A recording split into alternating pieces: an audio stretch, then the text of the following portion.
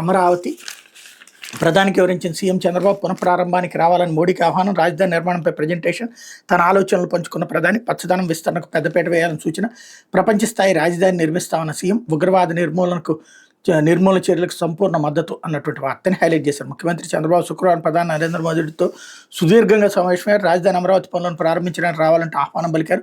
శుక్రవారం సాయంత్రం 4:30 గంటల లోక్ కళ్యాణ్ మార్గ్లోని ప్రధాని నివాసానికి చేరుకున్న చంద్రబాబు ఆయనతో 1:15 పాటు సమావేశమయ్యారు. అమరావతి పునఃప్రారంభం 2025తో కూడిన ఆహ్వాన పత్రాన్ని సమర్పించి రాష్ట్ర రాజధానిని భవిష్యత్ అవసరాలు తీర్చే నగరంగా ఎలా తీర్చిదిద్దనున్నది ప్రజెంటేషన్ ద్వారా వివరించారు. అమరావతిని రాష్ట్రంలోని 26 జిల్లా వాళ్ళ వాసుల అవసరాలు తీర్చే నగరంగా తీర్చిదిద్దున్నామని వివరించారు. విద్య, వైద్యం, ఉపాధి అవకాశాలు కల్పించి అక్షయ పాత్రలు తయారు చేయాలన్నది ముఖ్య ఉద్దేశం అని చెప్పారు. 2015 అక్టోబర్లో ప్రధాని చేతుల మీదుగా శంకుస్థాపన చేసుకున్న రాజధాని నిర్మాణం తదనంతర పరిణామాల కారణంగా ఎలా నిలిచిపోయింది వివరించారు. ఇప్పుడు కేంద్రం అందిస్తున్న ఆర్థిక చేయూత ఎలా పునఃప్రారంభించబోతున్నట్టు వివరించారన్నటువంటి వార్తని హైలైట్ చేశారు. లేకపోతే విడుదల రజని 5 కోట్లు